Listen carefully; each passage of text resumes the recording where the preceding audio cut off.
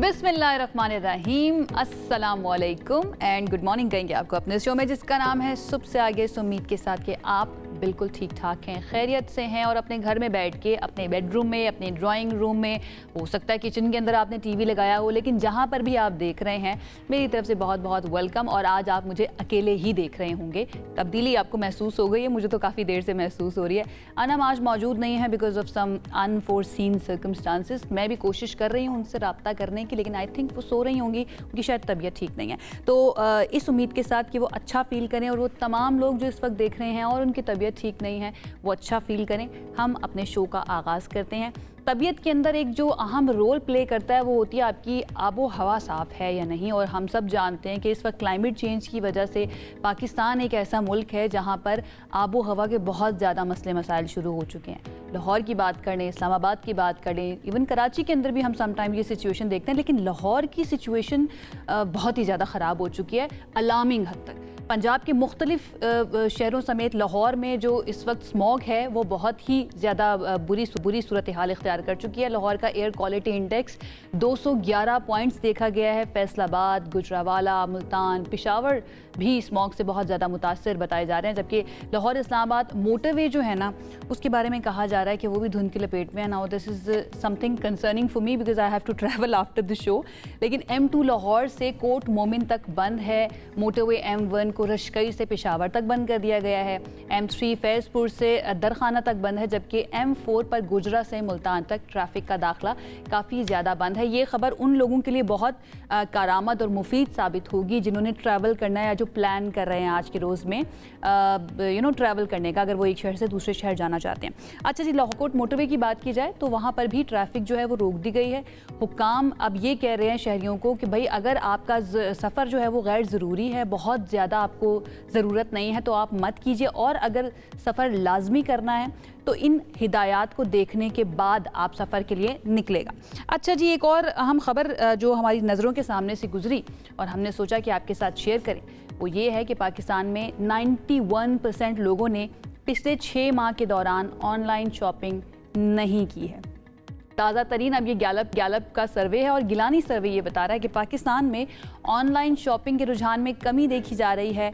सर्वे ये भी बता रहा है कि जिन लोगों ने ऑनलाइन शॉपिंग की है उसमें से 60% अफराद ने कैश ऑन डिलीवरी के ज़रिए अदायगी की है, यानी कि जो ऑनलाइन प्लेटफॉर्म्स होते हैं उनका इस्तेमाल नहीं किया। और ऑनलाइन सबसे ज़्यादा अब लोगों ने क्या क्या ख़रीदा है ये भी ज़रा आपको बता देते हैं। उनमें आई एम 100% श्योर कि ख़वातीन ही शामिल होंगी।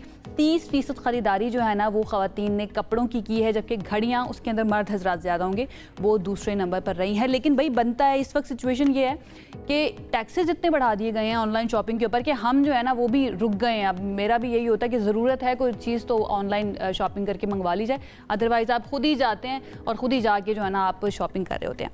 दूसरी तरफ लाहौर से एक और जो और उसने थोड़ा सा परेशान भी कर दिया कि बहुत इंपॉर्टेंट शख्सियात जो होती हैं, हमारे सेलिब्रिटीज़ जो होते हैं ना, वो भी शायद नामालूम अफराद से महफूज नहीं है। लाहौर में ये वाक़या हुआ जहाँ नामालूम अफराद ने हिदायतकारा संगीता के ड्रामे की रिकॉर्डिंग रुकवा दी है।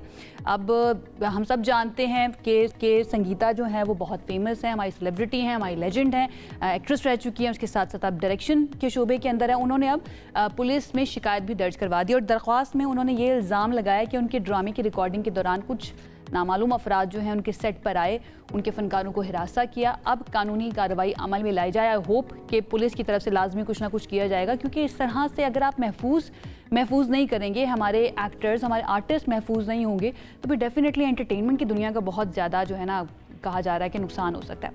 खैर जी, आगे बढ़ जाते हैं और आगे बढ़कर आपको थोड़ा सा ज़रा ये बताते हैं कि क्रिकेट की दुनिया के अंदर क्या हो और ICC की जानिब से क्या किया जा रहा है। अब ये कोई इंटरेस्टिंग सिचुएशन तो है लेकिन सरप्राइजिंग नहीं है, क्योंकि हम सब जानते हैं कि ICC आजकल जो है ना किसके नरगे के अंदर है। T20 वर्ल्ड कप होने वाला है, उसकी टिकट्स की फ़रोख्त के लिए पोस्टर्स जारी कर दिए गए हैं, लेकिन उसमें अब अहम बात यह है कि पाकिस्तानी कप्तान की तस्वीर ही नहीं है जनाब। हम सब जानते हैं कि पाकिस्तान और इंडिया जो है उनकी राइवलरी कितनी मशहूर है, स्पेशली क्रिकेट की दुनिया के अंदर। सिर्फ पाकिस्तान नहीं बल्कि इंडिया और बाकी जो क्रिकेट लविंग नेशंस हैं वहाँ पर इंडिया पाकिस्तान का मैच बहुत ज़्यादा खुशी से, बड़े शौक से देखा जाता है। लेकिन अब ये जो पोस्टर जारी किया गया ICC की तरफ से, उसके अंदर हमारे जो कप्तान हैं सलमान अली आगा साहब, वही मौजूद नहीं है, जिसकी वजह से शायकीन बहुत ज़्यादा बरहम है। और ICC की जानिब से ये पोस्टर जारी किया गया है, क्योंकि अगले साल फरवरी के अंदर होने वाला है ये वर्ल्ड कप, और उसके अंदर जब हमारे जो हीरो हैं, हमारे जो कैप्टन हैं क्रिकेट टीम के, उनकी तस्वीर नहीं थी तो काफ़ी ज़्यादा लोगों को गुस्सा आया, और मुझे भी गुस्सा आया, लेकिन साथ थोड़ी सी हंसी भी आ गई कि ये छोटी छोटी हरकतें जो है ना वो की जाती हैं। आप डेफिनेटली इसके ऊपर लोग जाकर बात करेंगे, लोग जाकर शिकायत करेंगे, तो ICC की तरफ से कहा जाएगा भाई गलती हो गई, लेकिन हम सब जानते हैं कि ये टैक्टिक्स जो है ना वो किस तरह के होते हैं। फिर कुछ टैक्टिक्स ऐसे होते हैं जो आपकी जान बचाने के लिए ज़रूरी होते हैं, बिल्कुल वैसे जैसे नोबेल इनाम याफ्ता मारियम मचाडो हैं, वो 1 साल की रूपोशी के बाद अब मंजर आम पर आई हैं। वो हुकूमत की मुखालफत की वजह से अपने मुल्क वेनेजुएला में ज़ेर अताब रहीं, और अब 1 साल तक वो बिल्कुल गायब थी, कोई नहीं जानता था कि वो कहाँ पर मौजूद हैं, लेकिन अब वो सामने आ चुकी हैं। मारिया अब नॉर्वे के शहर ओस्लो में नज़र आई हैं, जहाँ उन्हें लोगों से मिलने के लिए रुकावटें फलांगते हुए देखा गया। उन्होंने अपने हमवतनों के साथ मिलकर कौमी तराना भी गाया। अब मारिया के बारे में थोड़ा सा आपको ये बता देते हैं कि इनको अपनी कंट्री के लिए या डेमोक्रेसी के लिए खिदमत सरअंजाम देने के ऊपर ये नोबेल इनाम से जो है ना नवाजा गया था, और अब वो नॉर्वे में मौजूद हैं, क्योंकि नॉर्वे के अंदर नोबेल इनाम देने की तकरीब हो रही है, तो तमाम नोबेल लॉरेट्स जो हैं वो वहाँ पर पहुँचे हैं। तो लेट्स होप मारिया महफूज रहे। एक बात जो मारिया ने की वो ये कि उनको वहाँ से भागने में, वेनेजुएला से निकलने में एक कोविड ऑपरेशन के ज़रिए अमेरिका ने बहुत ज़्यादा हेल्प की थी। अच्छा जी, क्योंकि बात हो रही है पॉलिटिक्स की, तो वो तमाम लोग जिनका पॉलिटिक्स से ताल्लुक़ नहीं है, अगर वो पॉलिटिक्स में कुछ हद तक मुलव्विस पाए जाएं, तो पाकिस्तान अब उनके खिलाफ एक्शन लेना शुरू हो चुका है। हम सब जानते हैं कि कल से एक बहुत ही अहम खबर पाकिस्तान की पॉलिटिक्स के अंदर चल रही है, और वो ये है कि पाकिस्तान की हालिया तारीख का सबसे बड़ा फैसला आ चुका है। कानूनी और सियासी मुबस्सिरीन इसे शुरुआत कह रहे हैं कि यहाँ पर रुकेगा नहीं ये मामला, आगे जो भी मुलव्विस पाया गया उसको सज़ा ज़रूर होगी। लेफ्टिनेंट जनरल रिटायर्ड फैज़ हमीद की बात कर रही हूँ मैं, जिन पर सियासी सरगर्मियों, ऑफिशियल सीक्रेट एक्ट की खिलाफ वर्जी और इख्तियारात का गलत इस्तेमाल करने के इल्ज़ामात साबित हो गए हैं, और फील्ड जनरल कोर्ट मार्शल ने 14 साल क़ैद बामुशक्क़त की सज़ा उन्हें सुना दी है। अच्छा जी, इस केस के 2 बड़े अहम पहलू हैं जिनके ऊपर अब बात हो रही है, और वो ये है, पहला ये है कि जनरल फैज़ हमीद को क्या कानूनी सहूलियात फराहम की गई। ये डेफिनेटली सब जानना चाहते हैं कि क्या उनको तमाम ज़राए उनके पास मौजूद थे जिसके ज़रिए वो अपना दिफा अच्छे तरीके से कर सकते, और किस तरह से ये फ़ैसला आया, इसके ऊपर बात हो रही है। दूसरा ये कि मुल्क की सियासत में इस फ़ैसले की अहमियत जो है वो क्या है, इसके हम अब मज़ीद क्या सर्कमस्टांसेस देख सकते हैं, या कॉन्सिक्वेंसेस इसके मज़ीद क्या हो सकते हैं। और जनरल फैज़ हमीद की सज़ा के ऐलान का आखिरी पैराग्राफ जो है ना, उसके बारे में कहा जा रहा है कि वो बहुत ही अहम है। अब वो अहम क्यों है ये भी हम जानने की कोशिश करेंगे। उसमें ये लिखा गया है कि सियासी अनासर के साथ मिलकर अदम इस्तेहकाम फैलाने समेत दीगर मामलात में मुदाखलत के पहलू अलहदा तौर पर देखे जाएंगे। यानी कि अभी जो 14 साल की सज़ा सुनाई गई है उसके अंदर कुछ हद तक ये जो सियासी मुदाखलत की बात की जा रही है ना, उसका पहलू शामिल नहीं है। यानी ये भी चांसेस मौजूद हैं कि उनको मज़ीद सज़ा हो सकती है, बट वो बहुत ही कॉम्प्लिकेटेड सिचुएशन नहीं है। लेकिन हमारी सियासी बिरादरी क्या सोच रही है, हमारे तज्ज़ियाकार क्या सोच रहे हैं, या फिर जो मिलिट्री पर्सनल्स हैं, रिटायर्ड हैं, दिफाई तज्ज़ियाकार हैं, वो क्या सोच रहे हैं, ये सब कुछ आपके सामने आज रखते हैं अपने इस पहले सेगमेंट के अंदर। हमारे साथ मौजूद करीम कुंडी साहब, हम सब जानते हैं गवर्नर खैबर पख्तूनख्वा हैं, वो क्या सोच रहे हैं उनकी तरफ चलते हैं। कुंडी साहब, थैंक यू सो मच हमें ज्वाइन करने के लिए। सबसे पहले तो मेरा सवाल यही कि आप इस फैसले पर क्या कहेंगे, आपको क्या लगता है कि ये एहतसाब के अमल को मजबूत करेगा फैसला? बिस्मिल्लाहिर्रहमानिर्रहीम, बिल्कुल ये एहतसाब के अमल को डेफिनेटली मजबूत करेगा, और जनरल फैज़ हमीद साहब को पॉलिटिकल इंटरफेरेंस के ऊपर, बाकी जो उनके ऊपर इल्ज़ामात थे उसके हवाले से उनको जो है वो सज़ा सुनाई गई थी। और आप देखेंगे जो फ़ौज में एक एहतसाब का जो अमल है वो उनका अपना एक सिस्टम है जिसमें कोर्ट मार्शल होता है, और ये ट्रायल कोई हफ्ते या दिनों का नहीं था, महीनों पे मुहित था, और उस महीनों के बाद जब सब चीज़ों को देखते हुए मेरे ख्याल में उनको सज़ा दी गई थी। ठीक है, वो तो आप बता रहे हैं एहतसाब के अमल को मजबूत करेगा, लेकिन मुल्क के ऊपर भी आपको कोई असर होता हुआ नज़र आ रहा है इस फैसले का, और कितना अहम हो सकता है, बिकॉज हमें आदत नहीं है इस तरह के फैसले सुनने की। इस फैसले से मुल्क पे ये असर होंगे कि फ़्यूचर में कोई भी इस किस्म की चीज़ें जो है वो नहीं करेंगे जिस तरीके से ये इन्होंने माजी में की, जिस तरीके से इन्होंने मैनूवरिंग की। बल्कि उस वक्त के वज़ीर-ए-आज़म कहते थे कि हमारे कोरम भी ये पूरा करते हैं, हमारे जो फ़ौरन के जो है फ़ौरन पॉलिसी भी चलाते हैं, हमारी सारी चीज़ें अगर कोई इधर उधर होता है तो उनको भी वो ठीक करते हैं। पॉलिटिकल मैनेजमेंट भी हमारे लिए करते हैं। तो इस किस्म की एक्टिविटीज़ मैं समझता हूँ। अच्छा कुंडी साहब, ISPR की तरफ से कहा गया कि सियासी अनासर के साथ मुबैना तौर पर मिलीभगत भी थी इनकी, फिर अदम इस्तेहकाम फैलाने के मामलात जो हैं उनको भी अलहदा से देखा जा रहा है। आपको क्या लगता है, आपका क्या ख्याल है, क्या मजीद कुछ संगीन कानूनी कार्रवाइयाँ भी हो सकती हैं उनके खिलाफ? डेफिनेटली मैं समझता हूँ कि जब तक इस मुल्क में सज़ा जज़ा का अमल नहीं होगा उस वक्त तक ये चीज़ें ठीक नहीं हो सकती। तो सज़ा जज़ा का अमल जो है मैं समझता हूँ कि इट्स वेरी इंपॉर्टेंट, और जब तक ये चीज़ें अगर आप नज़रिया ज़रूरत के तहत इस मुल्क को चलाएंगे तो नहीं चल सकता। नज़रिया ज़रूरत के तहत नहीं चल सकता, बिल्कुल ठीक है। तो अब हम क्या समझे, 9 मई का केसेस जो है उसके अंदर तो बिल्कुल भी कोई नज़रिया ज़रूरत हमें नज़र तो नहीं आएगा, उसमें भी कोई बड़े फैसले सामने आ सकते हैं आपके मुताबिक? बिल्कुल, अगर 9 मई में अगर लोगों को सज़ाएं पूरी नहीं मिल जाती और सही नहीं मिल जाती तो खुदा न खासा कल 9 मई से बड़े वाक़यात भी लोग करेंगे और बोलेंगे 9 मई में कुछ नहीं हुआ तो इसमें भी कुछ नहीं होगा। 9 मई से बड़ा वाक़या मैं समझता हूँ कि इस मुल्क में नहीं हो सकता। मुल्क दुश्मन भी ये काम नहीं कर सकता जो 9 मई में लोगों ने किया। कोर कमांडर क्या उस पर हमला किया, GHQ पे हमला किया, पेशावर के रेडियो स्टेशन पे हमला किया, हमारे किलों पे छावनियों पे हमले हुए। इस किस्म के हमले तो मुल्क दुश्मन ही करते हैं, मुल्क में रहने वाले और मुहिब वतन लोग नहीं कर सकते। तो मैं समझता हूँ कि बिल्कुल जल्द से जल्द सजा भी होनी चाहिए। अच्छा कुंडी साहब, वैसे तो ये कोई नई बात नहीं है, हम अक्सर ही इस पर बात कर रहे होते हैं और आपकी राय ले रहे होते हैं, लेकिन हुकूमत के कुछ अरकान जो हैं, कुछ अहम रहनुमा, वो तहरीक इंसाफ और उनकी क़यादत के बारे में काफ़ी सख्त स्टेटमेंट्स और बयानात दे रहे हैं। आपको क्या लगता है, क्या वाकई PTI के ऊपर पाबंदी की ये जो बातें की जा रही हैं इसके अंदर सच में कोई डेवलपमेंट हो सकती है या फिर सिर्फ रेटरिक है ये? देखिए, मैं एक पॉलिटिकल वर्कर हूँ, मैं कभी भी नहीं चाहूँगा किसी पॉलिटिकल पार्टी पे पाबंदी लगे। अगर एक पार्टी एक ऐसा काम करे जो खुद चाहे कि हमारे ऊपर पाबंदी लगे तो उसका तो हम कोई इलाज नहीं कर सकते हैं। तो ऐसे एक्ट न करें, ऐसी चीज़ें न करें जो उनको पाबंदी की तरफ लेकर जाएँ और हुकूमत मजबूर उनके ऊपर पाबंदी लगाए। तो ऐसे पॉलिटिकल वर्कर पाबंदी नहीं लगनी चाहिए, लेकिन अगर आप ऐसा काम करेंगे जब हुकूमत मजबूर होगी ऐसा इक़दाम उठाने में तो आप उसको हुकूमत को ऐसे इक़दाम उठाने के लिए मजबूर न करें। ठीक है, चलिए आपका पॉइंट आ गया इस बारे में। माइनस PTI, बानी PTI की भी बात की जा रही है कि इमरान खान साहब को भी माइनस किया जा सकता है। आपके नज़दीक कोई इम्कान मौजूद है या ऐसा हो सकता है? देखिए, आप एक कहें कि अगर एक सज़ा याफ्ता इस मुल्क को चलाए, हमारा सूबा चलाए, हमारे सूबे के जो है वो क़यादत कहती है और CM साहब कहते हैं और उनकी टीम कहती है हम जाके एक जो है वो कन्विक्टेड शख्स से जो है आप सूबा चलाएंगे, कन्विक्टेड शख्स से हम डिटेशन लेंगे, कन्विक्टेड शख्स से जो है हम काबीना के मेंबरान का इजाफा करेंगे।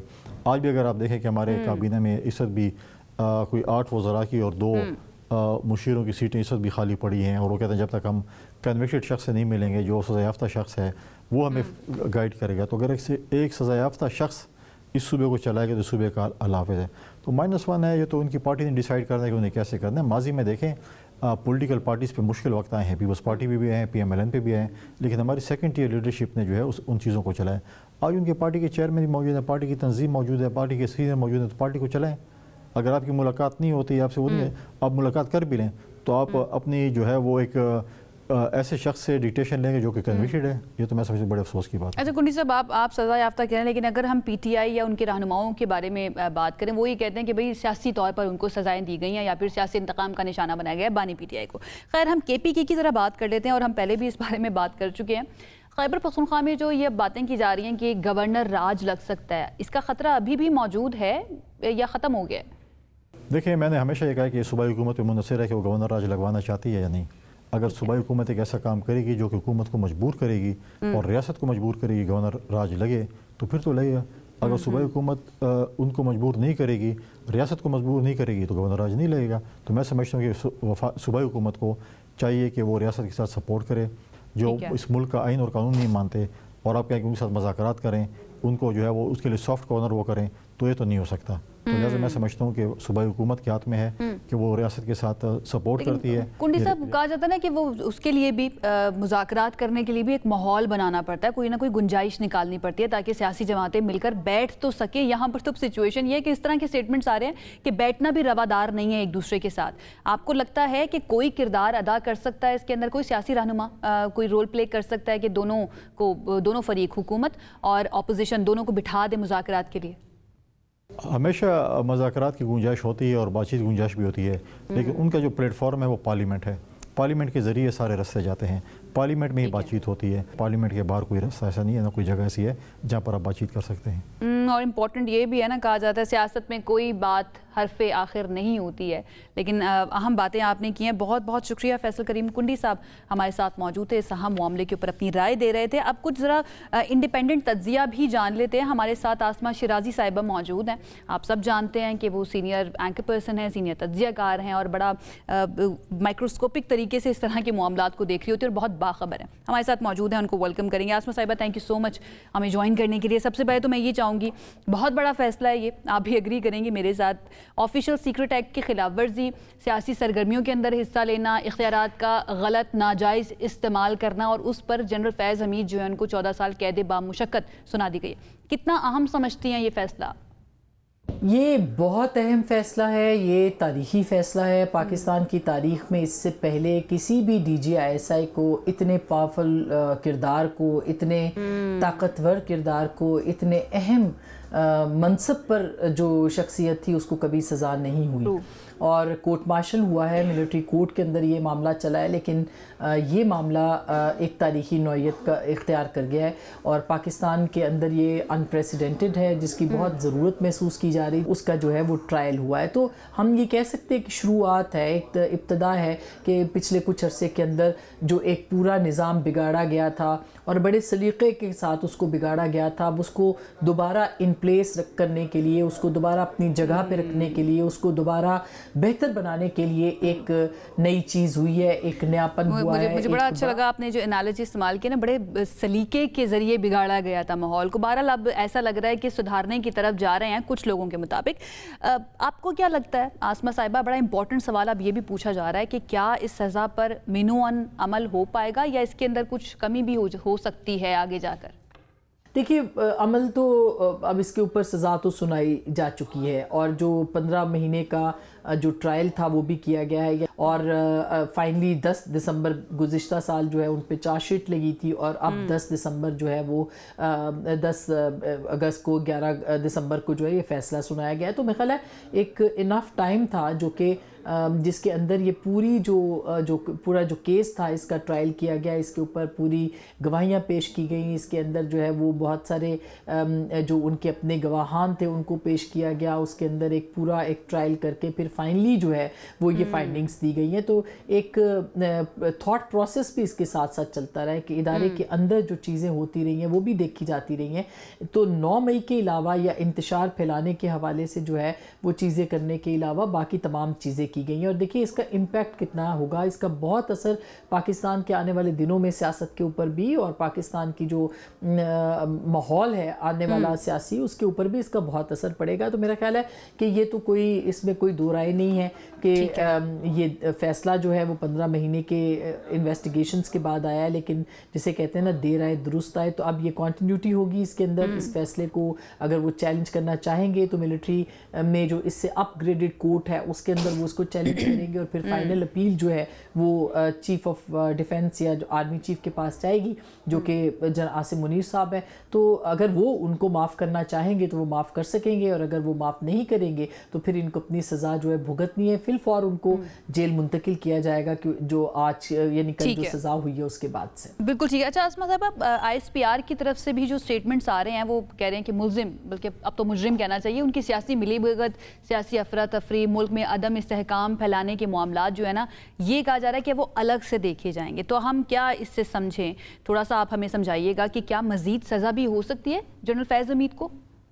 देखिए इस प्रेस रिलीज से जो कि कल हमारे सामने आई है, इसमें एक चीज़ जो कि है जो सामने आई है और वो बहुत अहम है, वो ये है कि जो सियासी इंतशार और अदम इस्तेहकाम से मुतालिक मामलात हैं उनके ऊपर जो फ़ैसला है वो अभी बाद में किया जाएगा। यानी इसका मतलब ये है कि ये प्रेस रिलीज़ इशारा कर रही है कि जो 9 मई के वाक़यात थे उन 9 मई के वाक़यात को सामने रखते हुए जिसमें कि पूरा एक नेक्सस था, उस नेक्सस के अंदर कहाँ से डायरेक्शंस आ रही थी, कौन से सियासी लोग उसके अंदर थे, कौन से मीडिया के लोग उसके अंदर थे, कौन से उसमें अदलिया से लोग थे और फिर फ़ौज के इंटरनल भी जो लोग इस मामले के अंदर जो 9 मई को हो रहा था या सियासी इंतशार फैलाने की कोशिश थी या कू करने की कोशिश थी, उसको इसमें के अंदर कौन कौन मुलव्विस था। तो ये अभी तहकीकात, ये जो आपने खबर सुनाई है ना कि हर फील्ड के लोग जो इसके अंदर मुलव्विस हैं उन सब के खिलाफ कार्रवाइयाँ हो सकती हैं, इससे डेफिनेटली सब बहुत से लोग डर भी जाएंगे। अच्छा, और किस किस को, स्पेशली अगर मैं पॉलिटिकल पार्टी की बात करूं या पॉलिटिकल पर्सनालिटीज़ की बात करूं, आपको लगता है कि उनको भी इस सज़ा के बाद थोड़ा सा ज़रा अलर्ट हो जाना चाहिए कि उनकी बारी आने वाली है? अभी जो 4 एलिगेशंस थे उनके अंदर जितने लोग हैं उनके ऊपर भी इसी ट्रायल के दौरान जो है वो काम हुआ है और उनके ऊपर जो है वो शवाहिद इकट्ठे किए गए हैं। आगे जाके इससे कनेक्टेड जो लोग हैं उनकी भी गिरफ्तारियां अमल में आ सकती हैं और हो सकता है कि अगले चंद घंटों के अंदर ही ये सब चीज़ें जो है वो हो जाए। लेकिन जो असल मामला है वो 9 मई का है और उस 9 मई के जो केसेस हैं उसके अंदर इमरान खान साहब के हवाले से अहम मालूमात भी आगे जाके आ सकती हैं और सिर्फ यही नहीं बल्कि उनसे मुताल्लिक लोग जो 9 मई की साजिश में कनेक्टेड हो सकते थे या उनके साथ मुंसलिक हो सकते थे, उनके खिलाफ भी, जो कि अदलिया से भी हो सकते हैं, जो कि मीडिया से भी हो सकते हैं, उन सब के खिलाफ भी कार्रवाई जो है वो आसमा साहिबा, इस फैसले के सियासी असरात वैसे तो आप बता ही रही हैं कि बहुत ज़्यादा होंगे और डेफिनेटली सबके कान इस वक्त खड़े हुए हैं इस खबर के आने के बाद। आपको क्या लगता है कि मज़ीद क्या हो सकते हैं? और अगर हम 9 मई वाला मामला जो है या उस केसेस को ख़ास तौर पर अपने जहन में रखें तो क्या हम ये समझ सकते हैं कि बानी पीटीआई के लिए भी काफ़ी ज़्यादा मुश्किलात होने वाली हैं या उनके साथ जो लोग मौजूद थे? देखिए, इसके तो बहुत दूररस नताइज होंगे, इसके बहुत दूररस असरात होंगे। उसकी वजह ये कि एक आर्मी के अंदर का जो सेटअप है उसमें एक पावरफुल यानी ताकतवर तरीन शख्सियत जो है उसको आपने एहतसाब के कटहरे में लाके खड़ा किया है। तो जो मौजूदा भी हैं और जो साबका भी हैं, यानी जो मौजूदा है ख़ास करके या आने वाले दिनों के अंदर ये सवालात अब उठते रहेंगे कि अगर कोई भी इसके अंदर मुलव्विस पाया जाता है, कोई भी अपने इख्तियारात को अपनी हदूद से ज़्यादा इस्तेमाल करता है, कोई भी असर रसूख इस्तेमाल करता है, कोई भी करप्शन का मामला जो टॉप सिटी का इशू हो या दीगर हो, अगर उसके अंदर वो मुलव्विस पाया जाता है तो उसके खिलाफ जो है वो केसेस होंगे। और आर्मी एक्ट के अंदर बहुत सारी वो तमाम शिक़े मौजूद हैं जिसके तहत जो है वो एहतसाब किया जाए। अच्छा आसमा साहिबा, हुकूमती अरकान जो हैं वो अब इस फैसले को कह रहे हैं कि हक और सच की फतह हो चुकी है, तो आपका क्या ख्याल है इस बारे में, या उनके ये स्टेटमेंट्स आना हुकूमती सतह पर, इस बारे में आप क्या सोच रही हैं, कैसे देख रही हैं इसे? देखिए, हुकूमती अरकान इसको क्या करेंगे, हुकूमत ने तो इस मामले के ऊपर कुछ भी नहीं किया है। ये तो ज़ाहिर है फ़ौज के अंदर का एक प्रोसेस था। उन्होंने अपने अंदर एक DGI को गिरफ्तार किया, उससे उन्होंने इन्वेस्टिगेट किया, उसके उन्होंने शवाहिद इकट्ठे किए और फिर उसके बाद सज़ा सुनाई। तो मेरा ख्याल है हुकूमती लोगों ने जो भी देखना होगा आगे, उसके बाद देखा जाए कि वो जो हुकूमत के लिए कहा जा रहा है कि अब इसमें बाकी जो कैरेक्टर्स हैं उनको भी, जो नवाज शरीफ साहब ने भी कहा कि सिर्फ 1-2 लोगों का एहतसाब दें, इनसे बड़े मुजरिम, तो वो अब क्या हुकूमत उनको भी इन्वेस्टिगेट करेगी? तो ये एक बड़ा एक लंबा और तवील सिलसिला है।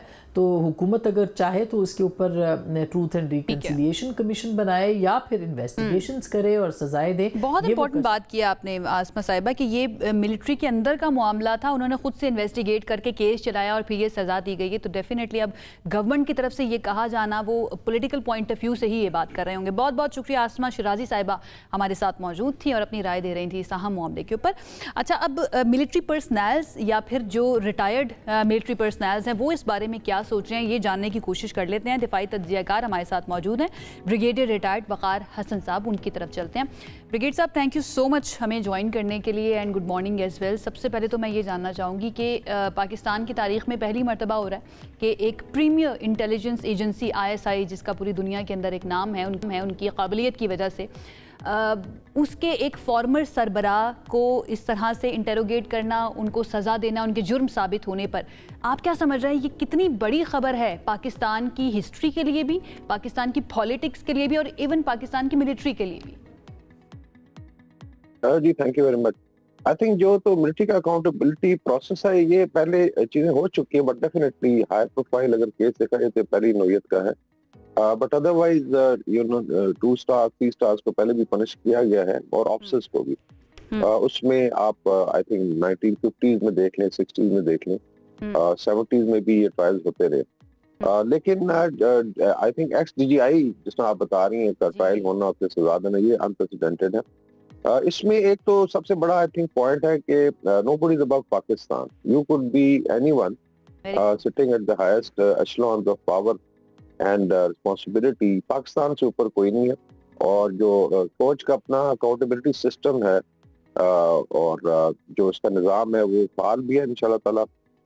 It is kind of deterrence also, क्योंकि यूनिटी ऑफ कमांड भी एक बहुत बड़ा फैक्टर होता है जिसपे आर्मी, चाहे कोई भी प्रोफेशनल आर्मी हो, चाहे वो US की है, चाहे वो पाकिस्तान की है, चाहे इंडिया की है, एक तो उसमें बीच नहीं आ सकती अगर आप डिसरप्शन करते हैं, जिसपे आई थिंक बाद में हम बात कर सकते हैं कि जो लास्ट पैरा है ISPR का जो प्रेस रिलीज है वो किस तरफ इशारा कर रहा है। तो बाकी जो आई थिंक चार चार्ज बड़े सीरियस नौयत के हैं, इसमें बेसिकली पोलिटिकल एक्टिविटीज हैं, ऑफिशियल एक्ट की खिलाफ वर्जी है और इसी तरीके से आप कह ले नाजायज इस्तेमाल है अपनी अथॉरिटी का और रिसोर्सेज का। एंड देन ऑफ कोर्स जो उनकी आप कह ले डीलिंग रही कुछ आई थिंक सिविलियंस की तरफ इशारा है जहाँ पे बहुत ज्यादा ज्यादती की गई थी।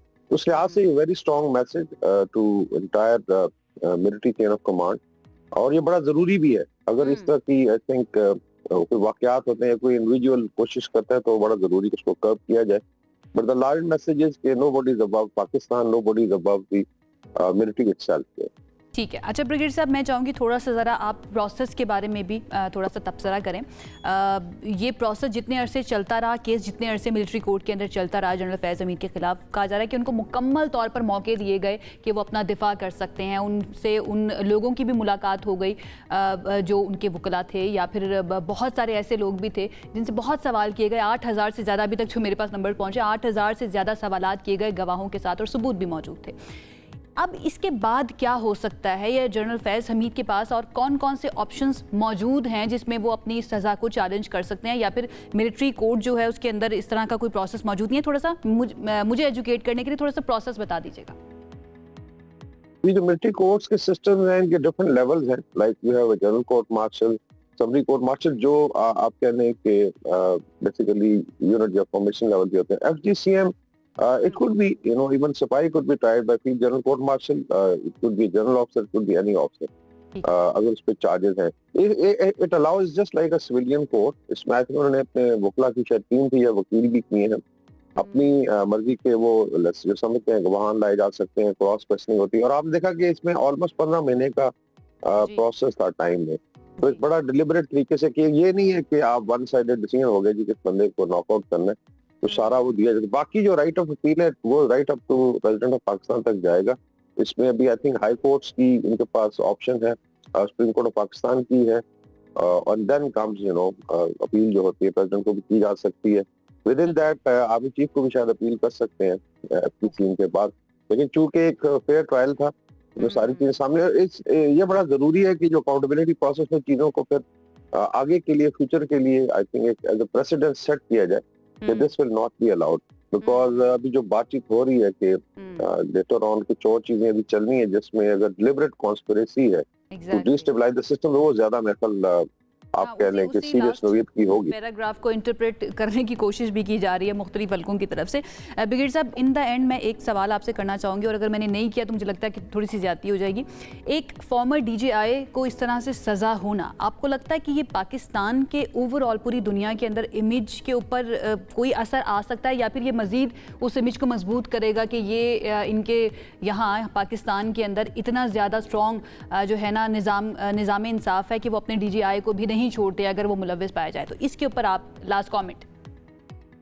ये मेरे ख्याल में it is a positive development precedence है, और इसमें मैं इवन US में मैं मिसाल दे रहा हूँ कि आई थिंक 30 साल तक हमने सुने हैं फोर्सेस कमांडर्स को भी दी गई है पनिशमेंट ऑन वेरियस चार्जेस। तो ये कोई ऐसी चीज नहीं है कि अनप्रेसिडेंटेड, लेकिन पाकिस्तान के लिए इट वाज वेरी इंपॉर्टेंट कि खुदा न खास्ता अगर इस तरीके से एफर्ट होती है जहाँ सिस्टम को अंडरमाइन कर दिया जाए, जहाँ नाजायज इस्तेमाल हो इख्तियारात का, तो उस पर military will come very hard, जिसका बेसिकली अकाउंटेबिलिटी सिस्टम है। तो मेरे ख्याल में इट्स अ पॉजिटिव डेवलपमेंट, और इवन अवाम के लिए nobody is above Pakistan. I think that is the larger message. Nobody is above Pakistan. बिल्कुल ठीक है। बहुत बहुत शुक्रिया ब्रिगेड साहब हमें ज्वाइन करने के लिए, और ये बड़ा इम्पोर्टेंट था एक ऐसे शख्स और पर्टिनेंट शख्सियत की आवाज़ को शामिल करना, उनका तज्जिया लेना, जो कि ख़ुद इस सिस्टम का हिस्सा रह चुके हैं, और वो भी यही कह रहे हैं कि ये बहुत ही पॉजिटिव है कि एक फॉर्मर DGI को इस तरह से सज़ा दी गई है, ये बताने के लिए दुनिया को कि पाकिस्तान के अंदर अकाउंटेबिलिटी का एक ऐसा सिस्टम मौजूद है जो किसी को भी नहीं छोड़ता, and then again nobody is above law. बहुत बहुत शुक्रिया वंस अगेन, हमारे साथ ब्रिगेडियर वकार साहब मौजूद थे। अब हम जाते हैं एक ब्रेक की तरफ, ब्रेक से वापस आएंगे तो बात करेंगे दीगर अहम टॉपिक्स पर। हमारे साथ रहिए। जी, ब्रेक के बाद आपको खुशामदीद कहते हैं। इस वक्त पंजाब की सूरत हाल के बारे में थोड़ा सा आपको बताते हैं कि क्या डेवलपमेंट वहाँ पर पिछले कुछ दिनों से हो रही है और अब क्या फ़ैसला किया गया है ट्रैफिक पुलिस की तरफ से। हम सब जानते हैं कि लाहौर के अंदर सिचुएशन ये थी कि सिर्फ लाहौर नहीं बल्कि पूरे पंजाब के अंदर सिचुएशन ये थी कि जो ट्रैफिक चालान है वो बहुत ज़्यादा किए जा रहे थे, और ऐसी ऐसी खबरें वहाँ से रोज़ाना आ रही थी कि लोग बड़े परेशान भी हैं। एंड देन अगेन उनसे हम ये कहते थे कि भाई आप परेशान क्यों हैं, अगर आप ट्रैफिक कवानीन की पासदारी कर रहे हैं, उनको फॉलो कर रहे हैं, तो आपको बिल्कुल भी परेशान होने की ज़रूरत नहीं है। लेकिन वो एक अहम मामला जिसके ऊपर ट्रैफिक पुलिस ने भी सोचा कि कुछ ना कुछ लॉस को तब्दील करना चाहिए, वो ये था कि जो स्टूडेंट्स हैं, जो यंग बच्चे हैं, जो बाइक्स चलाकर, या 16 साल तक के बच्चे हैं जो अपने कॉलेज या स्कूल वगैरह जाते हैं, उनको बड़े मसले हो रहे थे, जुर्माने हो रहे थे। तो उनके लिए अब ट्रैफिक पुलिस की तरफ से ये अडेप्ट किया गया है कि स्मार्ट कार्ड लॉन्च कर दिया गया है, और स्मार्ट कार्ड ऑलरेडी मौजूद था, लेकिन अब उसके अंदर ये भी सहूलत होगी कि 16 साल तक के बच्चे जो हैं ना, वो जाकर अपना लाइसेंस बनवा सकते हैं। तो ये मोटरसाइकिल सवार जितने भी बच्चे हैं ना, उनके लिए बहुत अहम फैसला है कि ये होने जा रहा है, और उनके लिए आसानी भी हो जाएगी और उनको फिर जुर्माने भी नहीं होंगे। हुकूमत पंजाब के सोशल मीडिया पेज पर यह पैगाम जारी किया गया है, और इसके अंदर बताया गया है कि 16 साल के बच्चों को स्मार्ट कार्ड और मोटरसाइकिल ड्राइविंग लाइसेंस के इजरा का उसूली फैसला अब कर लिया गया है। इस पोस्ट में यह भी बताया गया है कि हेलमेट ना पहनने पर पहली खिलाफ वर्जी अगर होती है तो उसकी सूरत में वार्निंग चालान होगा। साथ ही पंजाब में डिजिटल ट्रैफिक इन्फोर्समेंट का दायरा कार भी मजीद वसी कर दिया गया है। इसको मजीद ज़रा समझते हैं आसान अल्फाज के अंदर कि क्या क्या सहूलत दी जाएगी अब इस स्मार्ट कार्ड के थ्रू। हमारे साथ मौजूद हैं SSP traffic police Lahore doctor Fahad साहब ने हमें ज्वाइन किया। सब थैंक यू सो मच हमें ज्वाइन करने के लिए। आई होप आप बिल्कुल ठीक ठाक होंगे। सबसे पहले तो ज़रा बता दीजिए ये डेवलपमेंट जो है ये कितनी अहम है, स्पेशली 16 साल के बच्चे जो बाइक्स वगैरह चला रहे होते हैं, स्मार्ट कार्ड कैसे हेल्प करेगा उनको? जी, थैंक्स फॉर इनवाइटिंग। जो हमारे जो स्टूडेंट्स हैं जो कि इनको भी रिसेंटली, क्योंकि आपको पता है कि जो ट्रैफिक वायलेशंस थी उसमें भी गवर्नमेंट ने जो नया लॉ पास किया है उसके तहत इसमें चालान्स की जो अमाउंट थी वो भी बहुत बढ़ा दी गई थी, और उसके अलावा FIRs की इसमें प्रोविज़न थी, रजिस्ट्रेशन की ऑफ FIR उन लोगों के लिए जो कि बगैर लाइसेंस के व्हीकल चला रहे हैं रोड के ऊपर। और इसमें जो प्रॉब्लम आ रहा था कि वो एक लार्ज नंबर ऑफ स्टूडेंट्स हमारे शहर में जो कि मोटर बाइक्स पे ट्रैवल करता है, और अकॉर्डिंग टू सर्कमस्टांसेस उनके लिए अभी ये पॉसिबल नहीं है कि वो उसको फौरी तौर पे इसके को अल्टरनेट अरेंजमेंट्स कर सकें। इस परेशानी को मद्देनज़र रखते हुए अभी ट्रैफिक पुलिस लाहौर ने through inspector general of police ये गवर्नमेंट को रिकमेंड किया कि जो हमारे 16 साल से 18 साल की एज के स्टूडेंट्स हैं उनके लिए मोटर बाइक के स्पेसिफ़िक एक जुवेनाइल ड्राइविंग परमिट, जिसे कि आप अभी स्मार्ट कार्ड के तौर पे रेफ़र कर रही थी, वो जुवेनाइल ड्राइवर्स के लिए वो इशू किया जाएगा, and it will be considered as good as a valid driving license. और इससे स्टूडेंट्स जो हैं वो फ़ायदा उठा सकेंगे, और इसमें उनकी जो प्रॉब्लम्स हैं वो भी रिजॉल्व हो जाएंगी और कानून की पासदारी भी होगी।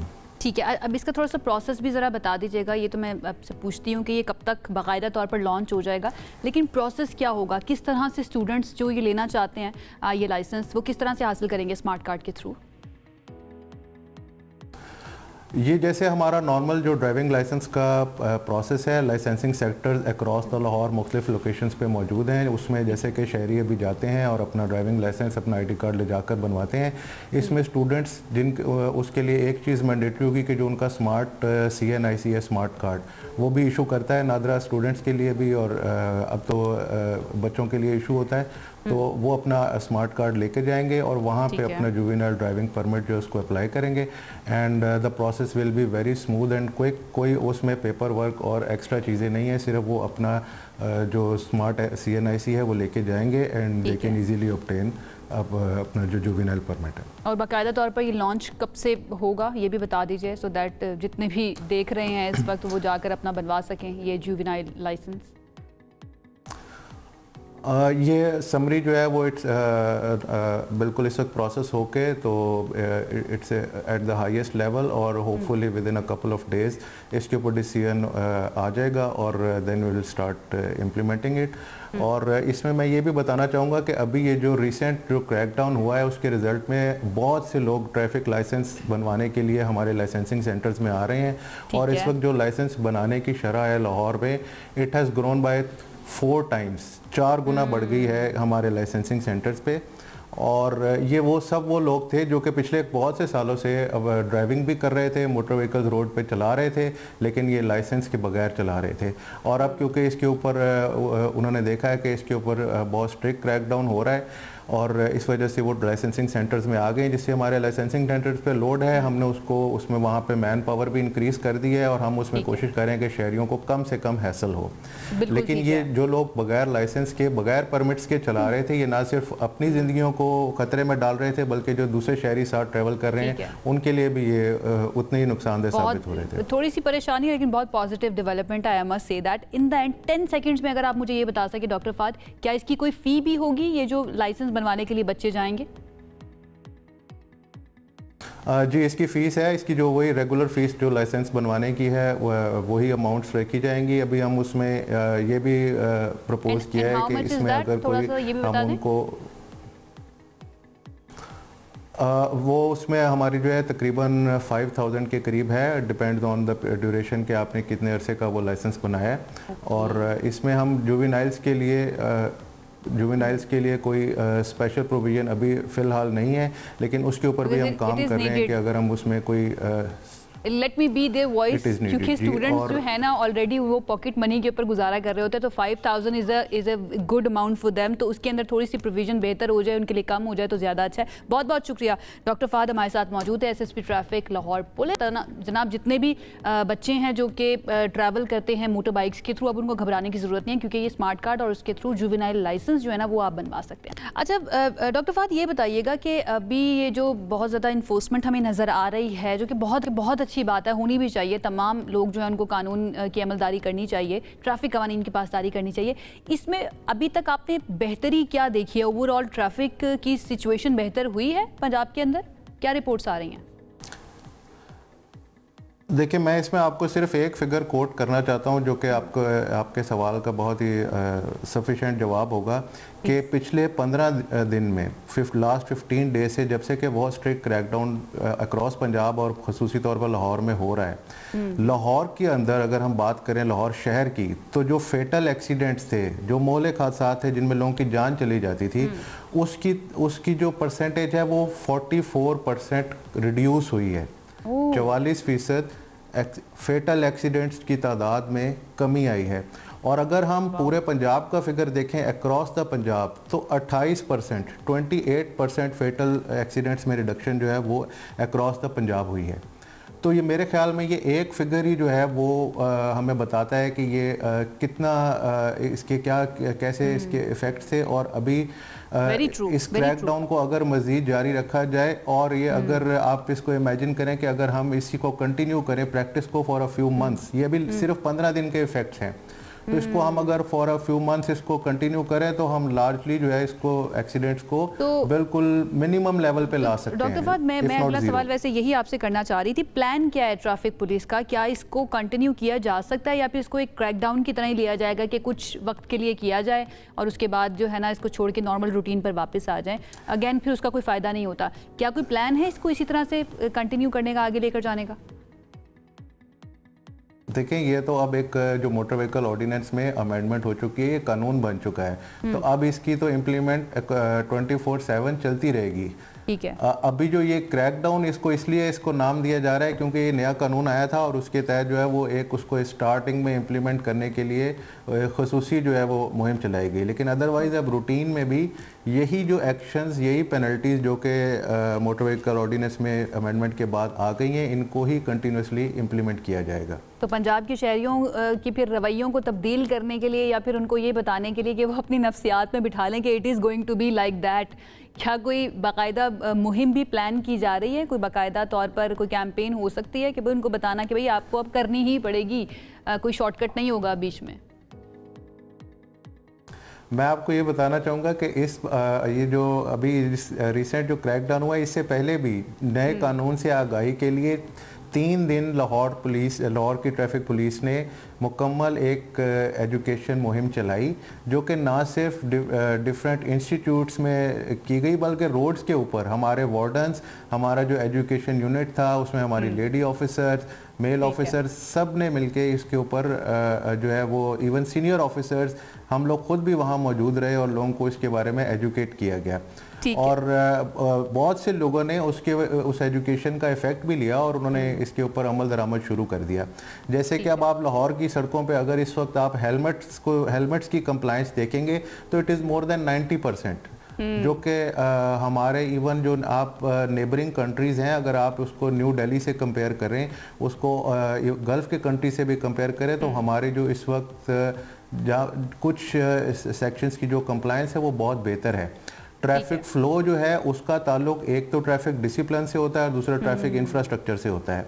और अब लाहौर का जो ट्रैफिक फ्लो है वो मैं आपको बिल्कुल इस वक्त अब ये कह सकते हैं हम, सॉरी टू कट यू, कि सिर्फ ट्रैफिक वायलेशन करने के बाद, ट्रैफिक कवानीन की वायलेशन करने के बाद सिर्फ सॉरी कहने से काम नहीं चलेगा, नो मैटर आप कोई भी हो। Is it true? मैं ये कह सकती हूँ अपने नाजरीन को?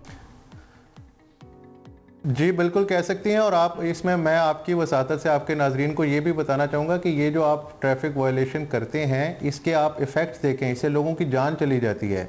हम देखते हैं कि वन वे की एक खिलाफ वर्जी से 4 से 5 लोग अगर हादसे का शिकार हो जाते हैं और जिसका नतीजा उनकी मौत या एक मुस्तकिल मजदूरी की सूरत में निकलता है, तो उस ऐसी वन वे की वायलेशन करने की उन्हें क्या ऐसी ज़रूरत है? वो सिर्फ हम चंद मिनट अपने बचाने के लिए, चंद सेकंड बचाने के लिए वन वे की वायलेशन करते हैं और जिसके असरात जो हैं वो फिर हमारे पास बड़े भयानक तरीके से सामने आते हैं। और आपने जो नंबर बताए बहुत ही हौसला अफजा है और बड़ी मुझे खुशी हुई है कि सिर्फ 15 दिनों के अंदर ओवरऑल पूरे पंजाब में 28%, और अगर हम सिर्फ लाहौर की बात करें तो 44% के करीब जो है फेटल एक्सीडेंट्स की तादाद कम हुई है लाहौर में 44%, सिर्फ लाहौर में। बहुत बहुत शुक्रिया doctor Fahad and god speed. इसी तरह से इस काम को जारी रखिए। मैं तो कहती हूँ हमेशा कि ये बहुत नेक काम, एक तरह से इंसानियत की खिदमत करना, इंसानियत की जान बचाना। जनाब बहुत ही इंपॉर्टेंट टॉपिक था, इसके ऊपर हमने आपको गाइड भी कर दिया, एजुकेट भी कर दिया कि तमाम 16 साल तक के स्टूडेंट्स जो हैं उनके लिए कौन कौन सी सहूलियात मौजूद हैं, स्पेशली अगर आप बाइक राइडर हैं। तो अब एक ब्रेक की तरफ जाते हैं, वापस आएंगे तो बात करेंगे दीगर अहम टॉपिक्स पर। साथ रहिए। ब्रेक के बाद आपको कहेंगे खुश आमदीद। सोशल मीडिया का दौर है और सबको बड़ा शौक होता है जनाब अपना लग्जरी लाइफस्टाइल जो है ना वो सोशल मीडिया पर दिखाना चाहिए, ताकि दूसरे लोग देखें और देखकर जो है ना वो ये समझे कि भाई मेरे पास तो बड़ा घर है, बड़ी गाड़ी है, ऐसे कपड़े मैं पहनती हूँ या पहनता हूँ। कुछ लड़कों को भी बहुत ज़्यादा शौक होता है। तो अब तमाम वो लोग जिनको ये शौक है ना उनके लिए ये खबर है, क्योंकि अब उनको थोड़ा सा डर जाना चाहिए। FBI के चेयरमैन जो है राशिद महमूद लंगड़ियाल, उन्होंने खबरदार किया है कि महंगे कपड़े, महंगी गाड़ियां और घरों की नुमाइश करने वाले जो है ना अब उनको भी बड़े गौर से देखा जाएगा। और फिर सोशल मीडिया पर गोशवारा कम जाहिर करने वाले 30 अफराद जो है उनके बारे में कहा गया है कि उनको नोटिस जारी किया जा चुका है और टैक्स चोरों के खिलाफ कार्रवाइयों की यौमिया रिपोर्ट भी मुरतब हो रही है। अब ये जो स्टोरी है या ये जो डेवलपमेंट है या ये जो फैसला है ये किस तरह से पाकिस्तान की इकॉनमी को असरअंदाज करेगा, ये ज़रा जानने की कोशिश करेंगे। और इसके ऊपर बहुत ज़्यादा बातें भी और तनकीद भी की जा रही है कि भाई आपके पास ऑलरेडी ऐसा डाटा मौजूद होना चाहिए, आपको पता होना चाहिए कि किसके पास कितने असासे हैं, लेकिन मौजूद नहीं है तो फिर आप इस तरह के फैसले करते हैं जिससे लग ऐसा रहा है कि रिसोर्सेज भी ज़ाया होंगे एंड वक्त भी ज़ाया होगा। हमारे साथ इस वक्त मौजूद हैं टैक्स एक्सपर्ट डॉक्टर इकरामुल हक साहब, उनकी तरफ चलते हैं और उनसे इस बारे में बात करते हैं। डॉक्टर साहब बहुत बहुत शुक्रिया हमें ज्वाइन करने के लिए। सबसे पहले तो वही बात जो हम ब्रेक में भी डिस्कस कर रहे थे कि what do you think about this plan, ये जो अब चेयरमैन FBI की तरफ से आया कि भाई सोशल मीडिया को अब देखा जाएगा, तमाम जो FBI के मुलाजमीन है ना वो काम छोड़ के सोशल मीडिया के ऊपर मॉनिटरिंग करना शुरू कर देंगे। कैसा लग रहा है ये नया तरीकाकार आपको? जी बहुत शुक्रिया। दरअसल ये जाहिर करता है कि FBI अभी काम करने के तरीके किससे वाकिफ नहीं है। इसमें जैसा आपने फरमाया कि ऐसा डेटा किसके पास कैसा घर है, उसके पास गाड़ियां कौन सी हैं, ये तो ऑलरेडी FBI को ये इत्तला मिल जाती है, क्योंकि ऐसा डेटा जो है वो उनको विद होल्डिंग टैक्सेस के जरिए भी और दूसरी एजेंसियों के जरिए भी, बल्कि अब तो बैंक से उनके जो मालूमात हैं वो भी मिल जाती हैं रियल टाइम में। अब उसको डेटा को अगर आप अच्छी तरह से मॉनिटर नहीं कर रहे हैं और लोगों के अंदर ये एहसास नहीं पाया जाता कि अगर हम टैक्स नहीं दे रहे हैं तो हमें एजेंसी की तरफ से बाहर कैफ खतरा है।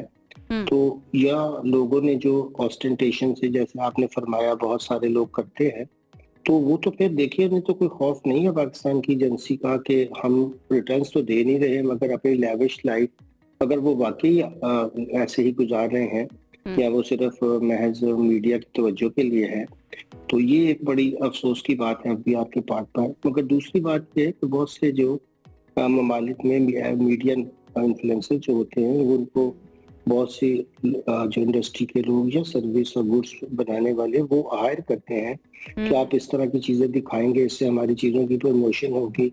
अगर ऐसे एग्रीमेंट हुए हुए हैं तो फिर तो जैसे हमने आपस में डिस्कस भी किया कि ऐसे चीजों के लिए तो तमाम टैक्स एजेंसीज अपनी वेबसाइट के ऊपर लोगों को इत्तला करती हैं, एजुकेट करती हैं कि आपकी टैक्स लायबिलिटी क्या है, आपने उस प्रमोशन की स्कीम के अंदर किस तरह से आपका जो आपको रकूम मिली है उसको टैक्स करवाना है।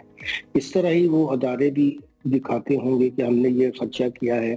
तो ये अफसोस की बात ये है कि इतने बिलियंस बाहर से लेने के बावजूद भी कर्जा अभी तक FBI के पास कोई ऐसा टैक्स इंटेलिजेंस सिस्टम नहीं है, अभी जो कोई हम उनके पास डिजिटाइजेशन का नहीं है जिससे वो लोगों का ये डेटा एक्सट्रैक्ट कर ले। IMF की तरफ से वो जो अगली किस्त आनी थी वो भी पहुंच गई। बिल्कुल सही पॉइंट आउट किया आपने। अच्छा, FBR की पोजीशन के बारे में थोड़ी सी बात कर लेते हैं। लीगली क्या FBR के पास ये ऑप्शन मौजूद है? क्या वो कर सकती है कि जितने भी सोशल मीडिया इन्फ्लुएंसर्स हैं या जो सेलिब्रिटीज़ हैं उनको इस तरह से आप जो है ना टारगेट भी कर सकें या उनसे पूछगछ कर सके सिर्फ उनकी वीडियोज़ की बुनियाद पर? जी देखिए, लॉ तो ये कहता है कि अगर किसी बंदे ने रिटर्न नहीं दी और आपको ये डेटा आपके पास एविडेंस मौजूद है कि उसके पास टैक्सेबल आमदनी थी, तो फिर आपको हर हालत में उसको एक नोटिस सर्व करना है। और जिसने अपनी आमदनी तो जाहिर की, मगर आपके पास ठोस सबूत है कि उसने इसको अंडरस्टेट किया है, तो उस केस में तो जो पहले से असेसमेंट हो चुकी होती है उसको फिर आपको अनसेटल करना होता है। मगर दोनों शक्लों में अदालतों ने भी बारहा FBR को ये बावर करवाया है कि इसको आप लाइटली नहीं ले सकते हैं, इसके लिए आपके पास ठोस सबूत होना चाहिए। आप महज वीडियोस देखकर इस तरह के काम शुरू कर देना तो एक नाअहली की तरफ तो इशारा है ही है, साथ में बिला वजह अपने रिसोर्सेज को ज़ाया करना और लोगों को भी एक उनमें फजा ऐसी पैदा कर देना कि जिससे कि बजाय कि कोई संजीदगी का पहलू निकले बल्कि लोग इसका मजाक उड़ाएं। देखिए जी, हो सकता है वो लैविश लाइफ को सिर्फ अपनी नमूदो नुमाइश के लिए या किसी ऐसे पर्पस के लिए इस्तेमाल कर रहा हो। डॉक्टर साहब, ऐसा होता है, ऐसी खबरें भी आ रही होती हैं कि मोस्टली जिसको अपना वो घर दिखा रहे होते हैं वो किराए का निकलता है, या जो गाड़ियां दिखा रहे होते हैं वो समटाइम्स ये होता है कि वो रेंट पर लेकर सिर्फ वीडियो बनाने के लिए। तो अगेन वही वाली बात जो आप भी कर रहे हैं कि ये रिसोर्सेज का ज़िया भी होगा क्योंकि आपने एक बंदे के ऊपर इतना वक्त लगाया, इतने पैसे खर्च करके सारी पूछताछ की, सब कुछ हुआ, एंड एट द एंड निकला कुछ भी नहीं। अच्छा, आपने जिक्र किया कि कुछ कंट्रीज़ ऐसी हैं जहां पर ऐसा किया जाता है, वहां पर क्यों ये तरीक़ाकार मौसर है और पाकिस्तान के अंदर मौसर क्यों नहीं हो पाता या क्यों नहीं है अभी तक? इसको ज़रा थोड़ा सा बता दीजिए, दोनों में डिफरेंस क्या है? जी देखिए, पाकिस्तान में मैं जैसे अर्ज कर रहा था कि हमारे फेडरल बोर्ड ऑफ रेवेन्यू की साइट पर हरगिज़ ये इस बात के बारे में लोगों को एजुकेट नहीं किया गया है कि अगर आप इस तरह की चीजें करेंगे तो इसके लिए क्या टैक्स के असूल हैं। अगर तो ये महज आप दिखाने के नुक्ता नजर से कर रहे हैं और आपने वो चीजें रेंट पर ली हैं, तब भी आपने कुछ तो खर्चा किया होगा, तो उसको क्या आपने जाहिर किया करना है और बताना चाहिए पहले से कि इस तरह की आपकी टैक्स ऑब्लिगेशंस हैं। और जहाँ कोई मीडिया इन्फ्लुएंसर किसी और कंपनी के साथ, थर्ड पार्टी के साथ उसने कोई ऐसा मुआहदा किया है, उसमें भी जो मुआहदे के मुताबिक उसकी टैक्स डिक्लेरेशन होना चाहिए, जो अखराजात उसको मिलेंगे, तो फिर उसका एक प्रोफेशन बन जाएगा। तो मैंने बहुत सी जो ममालिक की टैक्स साइट्स हैं, चूंकि मैं कंपैरेटिव स्टडी भी देखता रहता हूँ, तो वो सब के सब जब से मीडिया दौर आया उन्होंने मीडिया इन्फ्लुएंसर्स के लिए, जनरल पब्लिक के लिए ऐसी चीजें शाया की ताकि लोगों को पहले से पता हो कि एक टैक्स एजेंसी जो है वो इसको किस तरह से देखती है। हमारे यहाँ वो पुलिस वाला इनका जो है वो माइंडसेट है कि पहले लोग ऐसे काम कर रहे हैं तो सिर्फ ये दिखाएं कि जी हम पुलिसिंग एजेंसी है। हमारे यहाँ भी ये भी मसला है। जी बिल्कुल जी बिल्कुल। तो एफबीआर को एक सर्विस ओरिएंटेड ऑर्गेनाइजेशन की तरह बिहेव करना चाहिए, ना कि पुलिस की तरह। वो ये साबित करने की कोशिश कर रहे हैं कि पाकिस्तान में एक लार्ज पॉपुलेशन जो है वो क्रिमिनल है और वो क्रिमिनल एक्टिविटीज में, तो इससे फिर ये तासुर पैदा होना शुरू हो जाता है कि जो आम शहरी अपने एंटरटेनमेंट के लिए भी और बहुत सी चीजों के लिए ऐसी काम करते हैं, तो बिला वजह आप उनके खिलाफ एक तासुर पैदा करने की कोशिश कर रहे हैं। बजाय इसके आप कानून की तरफ तवज्जो दें और पहले से अपनी वेबसाइट पे बताएं कि किस तरह की रिक्वायरमेंट होती है इस तरह की केसेस में टैक्स डेक्लेरेशंस के अंदर, और वो कर दी जाए, बजाय इसको कि हम इशू बनाएं और खामखा लोगों के अंदर भी एक खौफ व हरास पैदा करें।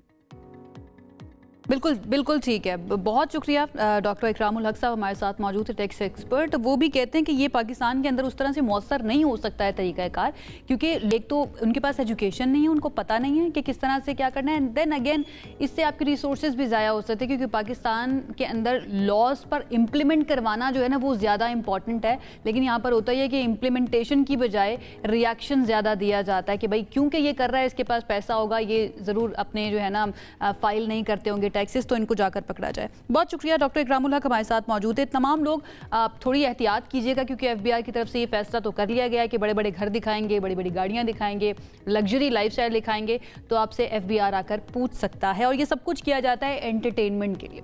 अब हम जाते हैं एक ब्रेक की तरफ। ब्रेक से वापस आएंगे तो मौसम के अंदर खराबियां क्या क्या चल रही हैं और कौन सा मुल्क क्या कर रहा है, ये आपको बताएंगे एक ब्रेक के बाद। साथ रहिए। ब्रेक के बाद आपको खुशामदीद कहेंगे। जब बात आती है साउथ एशिया की, तो इसके अंदर जो रिवायती हरीफ हैं पाकिस्तान और भारत, वो मुख्तलिफ शोबों के अंदर हमें मुकाबला करते हुए नज़र आते हैं। समटाइम्स तो हमें ये भी नज़र आ रहा होता है कि दोनों एक दूसरे से आगे बढ़ने की कोशिश करते हैं, लेकिन अगर हम इंडिया की तरफ देखें तो मोस्टली वो इस तरह की चीज़ों में होता है जो पाकिस्तान के लिए बेहतर नहीं होती। लेकिन पाकिस्तान जो है, अगर हम मौसम की बात करें, लाहौर की बात करें और फिर इंडिया से दिल्ली की बात करें, इन दोनों का कंपैरिजन करें, तो ओवर द ईयर्स हमें ये नज़र आया है कि इस साल पाकिस्तान के अंदर लाहौर और पंजाब की गवर्नमेंट की तरफ से जो जो काम किए गए हैं उसकी वजह से हमारे जो आबो हवा है वो बहुत हद तक बेहतर हुई है। दूसरी तरफ अगर दिल्ली का हम जिक्र करें और दिल्ली को देखें, जितनी भी फुटेजेस हमारे सामने आती हैं वहाँ पर वही स्मॉग हमें नज़र आ रही होती है, वही धुंधलाहट महसूस हो रही होती है। एक्सपर्ट ये कह रहे हैं कि क्योंकि पंजाब हुकूमत की तरफ से कुछ ऐसे मेजर्स लिए गए हैं, इस वजह से भी ऐसा है, और दिल्ली के अंदर ऐसा होता हुआ हमें नज़र नहीं आया। एक काम करते हैं, पहले हम जाकर एक पैकेज देखते हैं, वहाँ से वापस आएंगे तो हमारे साथ एक्सपर्ट भी मौजूद होंगी, उनसे भी हम जानेंगे कि उनका इंडिपेंडेंट तज्जिया क्या है।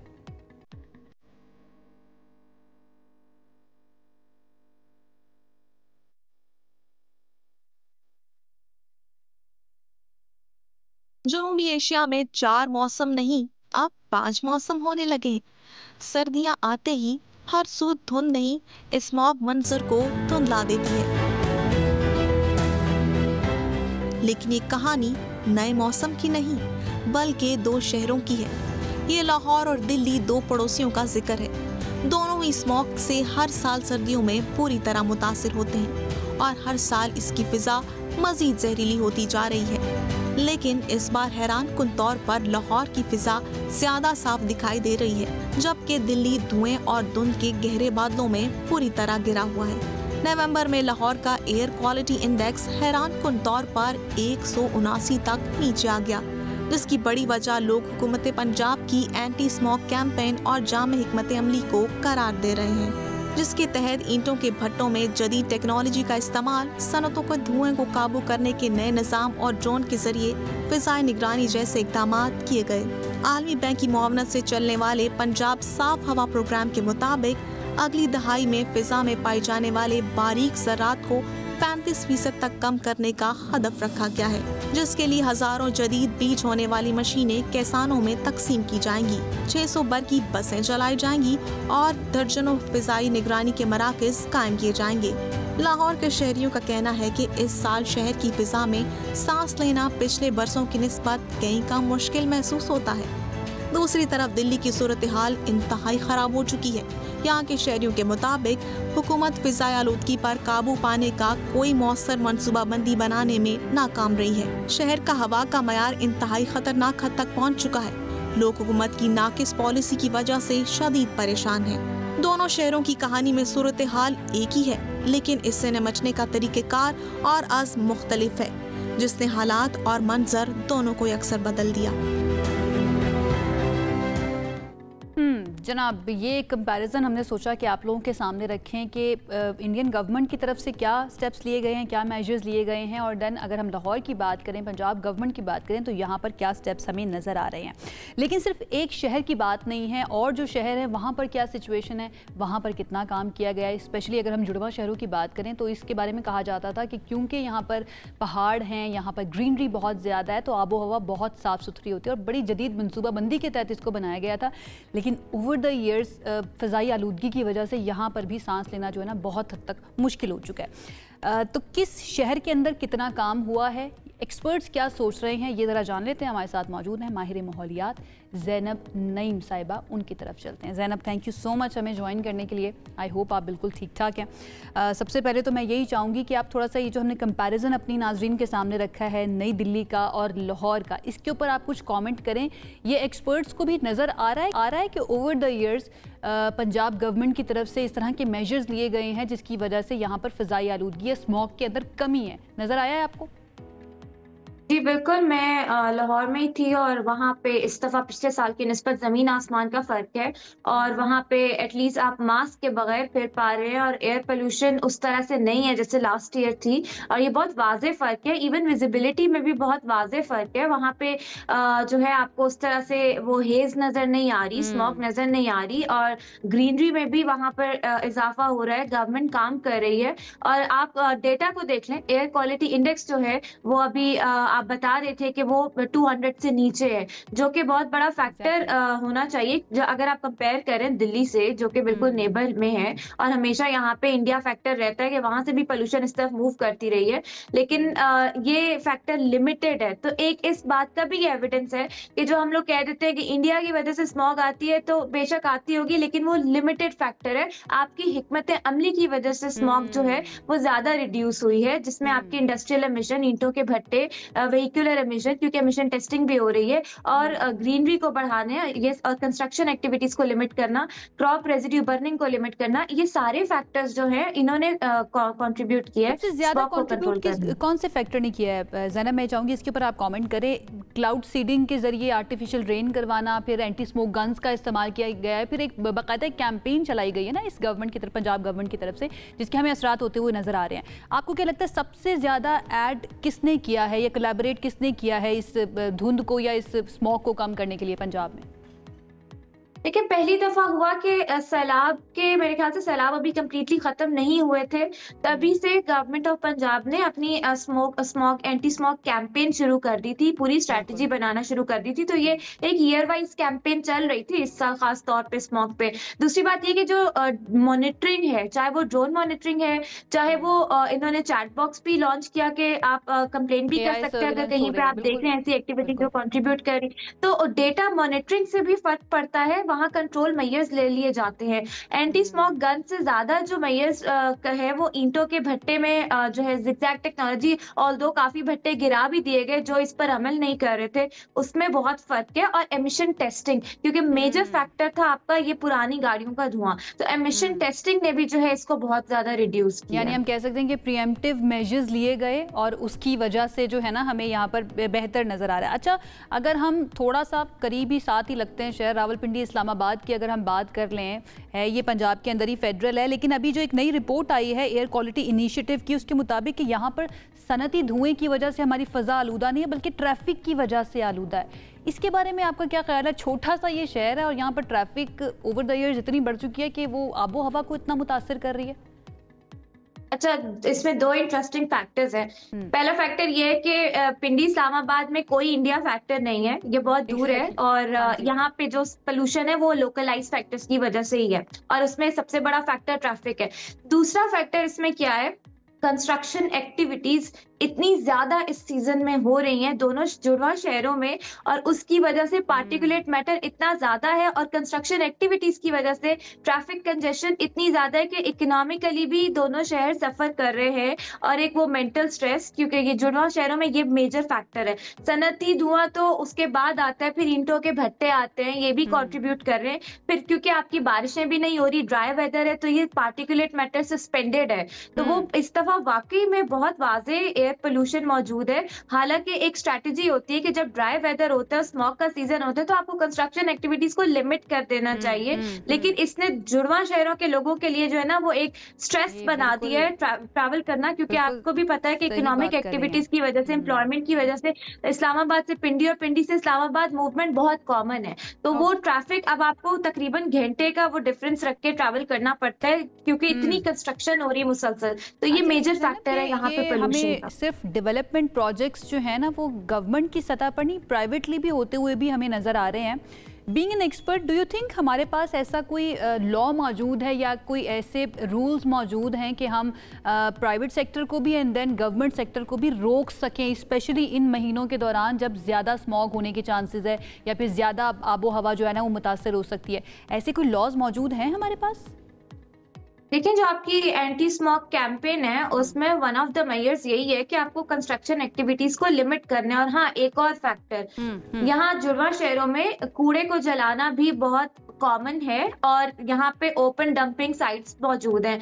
और फिर कंस्ट्रक्शन वेस्ट भी जो है वो बहुत ज्यादा डंप होता है ओपनली, तो सर्कुलर इकोनॉमी या वेस्ट मैनेजमेंट भी नहीं है। तो बिल्कुल आपके लॉज मौजूद हैं जिसमें आप इस चीजों को कंट्रोल कर सकते हैं, एटलीस्ट जब ये वाला मौसम होता है। तो लेकिन कोई इम्प्लीमेंटेशन नहीं है, इन्फोर्समेंट नहीं है। प्राइवेट सेक्टर एंगेजमेंट तो बहुत अहम है, लेकिन जैसे आप बात कर रही हैं, प्राइवेट सेक्टर भी इक्वली रिस्पॉन्सिबल है कंस्ट्रक्शन एक्टिविटीज के लिए। और गाड़ियां इतनी बढ़ चुकी हैं, सस्टेनेबल ट्रांसपोर्टेशन एग्जिस्ट ही नहीं करती सिवाय मेट्रो बसेस के या कुछ इलेक्ट्रो बसेस जो अभी चलना शुरू हुई हैं। तो लोगों की प्रायोरिटाइज वो नहीं कर रहे उन सस्टेनेबल ट्रांसपोर्ट को, रादर वो गाड़ियां एक एक घर से दो दो तीन तीन गाड़ियां, कार पूलिंग नहीं है। तो ये सारे मसले जो है ये कंट्रीब्यूट कर रहे हैं यहाँ पोल्यूशन को, कंट्रीब्यूट कर रहे हैं। इसका मतलब है कि हमारे पास अगेन वो जो कैंपेन बनाई गई है या फिर एक पॉलिसी बनाई गई है, क्लीन एंड ग्रीन पाकिस्तान की पॉलिसी भी है, एंटी स्मॉग या की पॉलिसी भी हमारे पास मौजूद है। उसके ऊपर फिर हम ये समझें ज़ैनब के ये प्रायोरिटी का मसला है, क्योंकि इम्प्लीमेंटेशन उस तरह से नहीं हो पा रही। कुछ हद तक कुछ एरियाज़ के अंदर हमें नज़र आ रही है, लेकिन ओवरऑल जो ज़्यादा कंट्रीब्यूट कर रहे हैं फैक्टर्स, उनको नहीं रोका जा रहा है इस पॉलिसी की इम्प्लीमेंटेशन से। अच्छा, आप इस दफ़ा एक और चीज़ जो मैं मेंशन करना चाहूँगी, फैक्टर यहाँ पे है, यहाँ पे ना पिंडी इस्लामाबाद साइड पे, क्योंकि इस्लामाबाद वैसे ही मारगला के फुट हिल्स में और पिंडी साइड भी पोटहार रीजन में यहाँ जंगलात बहुत कॉमन थे। अभी इस साल फ्लड्स में भी आपके जो जंगलात काट के मुसलसल हाउसिंग, प्राइवेट हाउसिंग सोसाइटीज बनती जा रही हैं। आप एयरपोर्ट तक ट्रैवल करें, पिंडी इस्लामाबाद में जंगल खत्म हो गया, तो वो भी फैक्टर है यहाँ पे मौजूद। और इस्लामाबाद क्योंकि फेडरल है, फेडरल में आपके national climate change policy act मौजूद है, लेकिन उस एक्ट का निफाज यहाँ पे बिल्कुल लिमिटेड है। तो किसी दौर में जब Islamabad one of the most beautiful Capitals करार दिया जा रहा है, मेरे ख्याल से आने वाले कुछ सालों में ये one of the most polluted capital बनने वाला है इन वजूहात से, क्योंकि कोई आपकी लैंड यूज प्लानिंग नहीं है। Buffer zones, green buffer zones खत्म होते जा रहे हैं, ग्रीन बेल्ट से पुराने जंगलात खत्म होते जा रहे हैं और कोई चेक एंड बैलेंस नहीं है यहाँ पे। तो बल्कि लोगों को अवेयरनेस है, लोग अक्सर शेयर कर रहे होते हैं सोशल मीडिया पे भी कि इतने जंगलात कट रहे हैं, लेकिन आई थिंक वो उस तरह की इन्फोर्समेंट यहाँ पे डेवलपमेंट अथॉरिटीज के अगेंस्ट वो आवाज जो उठनी चाहिए वो अभी भी लिमिटेड है। ठीक है, उस पर काम होना चाहिए। इन द एंड ज़ैनब, मैं चाहूंगी कि आप सिर्फ ये बता दीजिए कि अगर इसी तरह से मामलात चलते रहे और फौरी तौर पर प्रोएक्टिव अप्रोच के साथ इस पर ना कुछ किया गया, तो अगले 5 साल या अगले 10 साल में हम कहाँ पर खड़े हुए होंगे? अगले 5 साल में एटलीस्ट अगर मैं इस्लामाबाद पिंडी की बात करूं, और इस्लामाबाद का ना टेम्परेचर कम होता था पिंडी रवात सबर्बन एरिया से, अब इस्लामाबाद का टेम्परेचर थोड़ा ज्यादा होता है बजाय आसपास के इलाकों से। क्यों? क्योंकि ग्रे इंफ्रास्ट्रक्चर बढ़ गए। अगर अभी भी हमारी इन्फोर्समेंट का लेवल जो है वो सिर्फ कुछ शहरों तक महदूद रहा और फेडरल कैपिटल इग्नोर होता रहा, तो आपका ये मसला जो है ये अगेन नेचर के साथ आप ऐसा सलूक करेंगे तो फिर वो आपसे बदला तो जरूर लेगी ना, और यही होता हुआ हमें पूरी दुनिया के अंदर नजर आ रहा है। Zainab, thank you so much हमें ज्वाइन करने की। इंपॉर्टेंट बात ज़ैनब जो कही वो ये कि इस्लामाबाद और रावलपिंडी जो है यहाँ पर तो आप ये भी नहीं कह सकते कि भाई इंडिया की तरफ से पॉल्यूशन आ रही है, ये हमारा खुद का किया धरा है, तो इसके ऊपर होना बहुत ज़्यादा ज़रूरी है। सबसे आगे में यहाँ पर वक्त हुआ है एक ब्रेक का, हम अभी वापस आ रहे हैं। Stay with us. ब्रेक के बाद आपको कहेंगे खुश आमदीद। पाकिस्तान ने आलमी तनसाजी और फिटनेस की दुनिया में एक मर्तबा फिर से ये साबित कर दिया है कि भाई हम जब आएंगे तो फिर हमारे नाम को याद रखा जाएगा। हालिया दिनों में सऊदी अरब का शहर है अल खुबर, यहाँ पर होने वाली world fitness challenge and body building championship 2025 में पाकिस्तान की जानिब से दिखाई गई है ज़बरदस्त किस्म की कारकर्दगी और 3 कांसी के तमगे जो हैं वो पाकिस्तान ने जीत लिए हैं। लेकिन इम्पॉर्टेंट बात यह है कि इन कांसी के तमगे जीतने वालों में एक नुमाया नाम जो है वो सदफ सिद्दीकी, एक खातून का भी है। सदफ ने वर्ल्ड विमेंस मास्टर्स कैटेगरी में अपनी गैर मामूली ताकत, बेहतरीन टेक्निक और मुसलसल मेहनत का मुजाहरा करते हुए ये तमगा हासिल किया है। आज वो हमारे साथ मौजूद हैं, उनसे हम बात करते हैं, मुबारकबाद देते हैं और आपसे भी मुलाकात करवाते हैं। थैंक यू सो मच हमें ज्वाइन करने के लिए।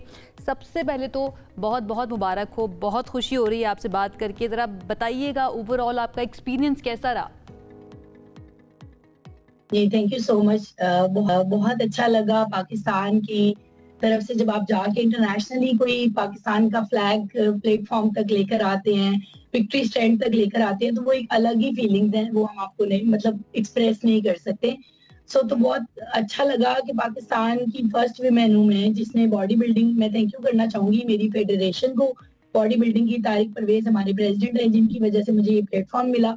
और सेकेंडली पूरा मेरी सपोर्ट जो है वो पाकिस्तान आर्मी की है, आर्मी की तरफ से, बिकॉज मैं पाकिस्तान आर्मी के साथ as a team coach, as a team manager athletics के साथ काम भी कर रही हूँ। और उन्होंने मुझे ये जो है ट्रेनिंग करने के लिए कहा कि ठीक है आप करें, आप कोशिश करें, और अल्हम्दुलिल्लाह अल्लाह ताला ने मुझे इतना अच्छा एजाज दिया। और ऑल ओवर दी वर्ल्ड जो है वो कंट्रीज आए होते हैं, बहुत सारी विमेन काम करती हैं मास्टर कैटेगरी में, लेकिन हमारे अनफॉर्चुनेटली जी 58 जो है कंट्रीज वहाँ पे पार्टिसिपेट किया था, लेकिन जिस इवेंट में मैंने पार्टिसिपेट किया जिसमें मैंने मेडल विन किया उसमें 18 कंट्रीज थे। और इसमें जो है रोमानिया की जो लड़की है वो फर्स्ट हुई थी और स्लोवाकिया की सेकंड और थर्ड में। अरे क्या बात है। लेकिन तमगा तो देखें, तमगा होता है ना, और पाकिस्तान का नाम बुलंद होना, पाकिस्तान का परचम बुलंद होना, ये बहुत मैटर करता है। अच्छा सदफ, जब हम पाकिस्तानी माशरे की बात करते हैं ना, तो यहाँ पर आपने एक ऐसा शोबा चूज़ कर लिया जिसके अंदर ख़वातीन बहुत कम जाती हैं या फिर ख़वातीन से बहुत कम मंसूब किया जाता है, body building. Why did you choose body building and then आपको क्या कोई रेजिस्टेंस भी मिली थी घर से या अपने फैमिली मेम्बर्स की तरफ से? बिल्कुल, मुझे पूरी सपोर्ट जो थी वो मेरे हस्बैंड की, मेरी फैमिली की, मेरे पेरेंट्स, मेरे फ्रेंड्स, सबने मुझे बोला कि ठीक है आप अच्छा है कुछ कर सकते हो। एक्चुअली हम अभी ट्रेंडिंग में ये है कि लोग अपनी फिटनेस को मेंटेन करते हैं। तो ये क्रॉस फिट टाइप का इवेंट है जिसमें आपका फैट बर्न भी होता है और यू आर फिट ऑल्सो। तो मैंने कहा ठीक है इसी बहाने में फिट भी हूँ। और ऑलरेडी मैं 20 ईयर्स से जो एथलेटिक्स के साथ, पहले मेरा नेशनल रिकॉर्ड है मेरा, और आई एम ओलंपियन, और पाकिस्तान को बहुत इंटरनेशनल सतह पे बहुत जगह पे रिप्रेजेंट किया है मैंने। पाकिस्तान की तरफ से इंटरनेशनल फर्स्ट लेडी हूँ जो हंगरी से भी कोर्स भी करके आई फॉर द कोचिंग। तो मैंने बोला कि कोई एक हिस्ट्री ऐसी बनानी चाहिए कि औरतों को मौका मिले, बिकॉज ऑफ ये कि हमारे माइंड में होता है कि जब हम कोचिज हो गए हैं तो हम आगे नहीं आ सकते, हम मास्टर कैटेगरी में चले गए हैं तो हम जो है वो परफॉर्म नहीं कर सकते। लेकिन ऑल ओवर दी वर्ल्ड जब हम जाते हैं तो वहाँ पे लोग बहुत अच्छी कैटेगरी में, मतलब मास्टर कैटेगरी में मेडल्स ले रहे होते हैं ना। तो मैंने बोला कि ठीक है, अपनी फेडरेशन ने मुझे, अल्हम्दुलिल्लाह मैंने पाकिस्तान में पहले ये इवेंट खेलती हूँ और उसमें मैंने 8 गोल्ड मेडल्स ले चुकी हूँ ना, 3-4 इयर्स से मैं प्ले कर रही थी। अब एक तीर से ना आप जो शिकार करिए, मैं अभी तक वहीं पे उस पॉइंट पर अटकी हुई हूँ। बहुत बहुत मुबारक हो जितने भी आप मुझे बता रही हैं अपने अचीवमेंट्स के बारे में। आपने कहा ना कि मैंने सोचा कि फिटनेस भी रहेगी और साथ साथ पाकिस्तान का नाम भी रोशन हो जाएगा। ये बहुत ही स्मार्ट आपकी मूव है। अच्छा थोड़ा सा ज़रा ये बताइए कि क्या ये बहुत एक्सपेंसिव किस्म का स्पोर्ट है ये बॉडी बिल्डिंग, और ये जितने भी कॉम्पिटिशन्स में जाना होता है, ट्रेनिंग कैसी होती है, डाइट का किस तरह से ख्याल रखना पड़ता है, एंड देन मेंटली आपको किस तरह से प्रिपेयर होना पड़ता है, इसके बारे में थोड़ा सा बताइए। ये बहुत ही एक थोड़ा सा डिफरेंट, मतलब बाकी इवेंट्स में इतना नहीं, लेकिन इसमें आपने बिल्कुल अपनी डाइट को बिल्कुल फॉलो करना है, आपने अपने शेड्यूल को बिल्कुल आप समझे कि एक टाइमलाइन कर लेना है, पूरा स्केड्यूल बना के आपने ये करना है, और बहुत अच्छी डाइट रखनी है, पंक्चुअल रहना है, ट्रेनिंग में रहना है। और फिटनेस, मैंने आपको बताया कि फिटनेस के हवाले से आपने, ये बहुत ही हार्ड गेम है, लेडीज के लिए थोड़ा टफ है लेकिन नामुमकिन नहीं है। बिल्कुल ठीक है, बहुत बहुत मुबारक हो सदफ, बहुत अच्छा लगा आपसे बात करके। आई होप आप इसी तरह से आगे बढ़ती रहें और पाकिस्तान का नाम रोशन करती रहें, लोगों को और लड़कियों को खास तौर पर इंस्पायर करती रहें। सदफ सिद्दीकी हमारे साथ मौजूद थी और जनाब पाकिस्तान का नाम रोशन के आई हैं, तो हमने सोचा कि क्यों ना आपकी मुलाकात करवाई जाए और थोड़ा सा इंस्पायर किया जाए, खुद भी इंस्पिरेशन दी जाए। वक्त हो गया ख़त्म प्रोग्राम का, इंशाल्लाह आपसे करेंगे अब मंडे को मुलाकात। तब तक अनम भी हमारे साथ मौजूद होंगी। मुझे इजाज़त दीजिए, अपना ख्याल रखिए, अल्लाह हाफ़िज़।